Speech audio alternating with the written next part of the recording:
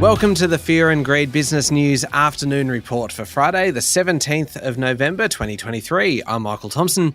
Every afternoon, we've got the 5 stories that happened today that you need to know about, so let's get cracking. Story number 1, the S&P ASX 200 closed down slightly today, just 0.1% lower to 7,049 points. Overall, though, the bourse was 1% higher for the week. Energy stocks were again the poor performers today, and we can blame oil prices again for that. Oil tumbled more than 4% overnight due to concerns over US and Chinese demand. Woodside was down 2.3%, Santos was 1% lower, and Origin closed down 1.6% today. Not a bad day for gold miners, though, as the price of the precious metal climbed to around $1,986 an ounce. Evolution was up 4.2%, Northern Star up 3.9%, and Gold Road Resources up 2.8%. The best performer today was A2 Milk, up nearly 5%. Qantas lost 1.7% after a bit of activity in the sector. Virgin Australia and Air New Zealand have asked competition authorities for approval to partner on Trans-Tasman routes. On to story number 2, and the really big story today, the one that everyone's talking about. Optus Chief Executive Kelly Bayer-Rosmarin fronted a Senate inquiry today where she faced 2 hours of questioning by senators over last week's 14-hour Optus outage. She acknowledged that the telco's performance was not acceptable. Now, we learnt a lot, quite a lot, throughout the inquiry. 228 000 emergency calls were unable to go through on the day of the outage, which the telco initially feared was the result of a cyber attack. As we now know, that wasn't the case. It was a software upgrade by a company run by Optus's own parent, Singtel.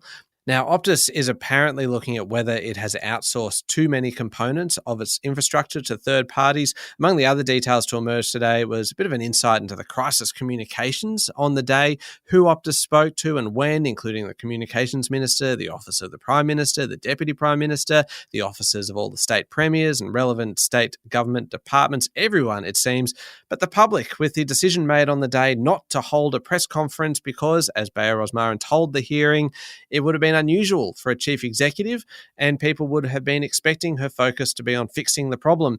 There was a pretty awkward exchange where she dodged questions about whether she intended to resign as CEO amidst a few media reports that she may do so as early as next week. The managing director of networks for Optus also fronted the inquiry, where he acknowledged the telco didn't have a plan for a full outage of the network, describing it as unexpected. You can say that again. Story number 3, Prime Minister Anthony Albanese has refused to join US President Joe Biden in labelling Chinese President Xi Jinping as a dictator. After a meeting with the Chinese leader at the APEC summit in San Francisco, Albanese met with President Xi, where he told his counterpart that signs trade barriers may be reduced are being positively received in Australia. The meeting came after the US and Chinese leaders met for 4 hours yesterday, covering everything from climate change to artificial intelligence. But, of course, as we know, the headlines were all about Joe Biden confirming that he still thought Xi Jinping was a dictator, a view he expressed earlier this year. Albo was asked a similar question. He would have been expecting it, of course, and he sidestepped it, I'd say rather neatly. He said, "We have different political systems. Australia has one political system. China has a different political system. It is not a democratic state with elections, with multi-party democracy." There we go. Story number 4, more details are emerging about the immigration detainees released into the community following a High Court ruling that saw their indefinite detention quashed. New laws were rushed through Parliament yesterday to impose curfews and electronic monitoring devices on some of those released, including a newly released group of 84 people. Now, a report today in the Sydney Morning Herald reveals that 27 of the foreigners are cases that have been referred to immigration ministers over several years under the category of, quote, very serious violent offences, very serious crimes against children, very serious family or domestic violence, or violent sexual or exploitative offences. Now, this is proving to be a major headache for the government, caught on the back foot by the High Court ruling against the indefinite detention of foreigners who are unable to be deported. It is something that we are going to be hearing a lot about. Finally, story number 5. Let's finish with a bit of good news this afternoon. Apple is going to roll out a software update next year that will improve messaging between iPhones and Android phones.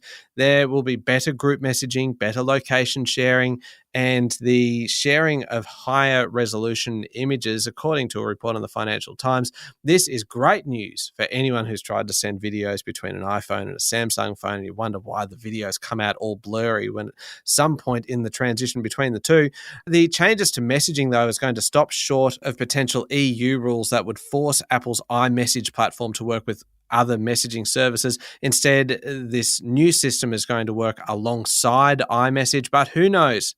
We could be inching closer to a future where group messaging doesn't divide recipients between the blue iMessage bubble and the dreaded green message bubble of a non-Apple user. I think it's probably pretty clear which side of the fence I'm landing on this one. That's it for the afternoon report for Friday, the 17th of November 2023. Don't forget to hit follow on the podcast. Find Fear and Greed on LinkedIn, Instagram, X and Facebook. Join me and Sean Aylmer tomorrow morning for the weekend edition of the Fast 5 Business News by Fear and Greed. I'm Michael Thompson. Enjoy your evening.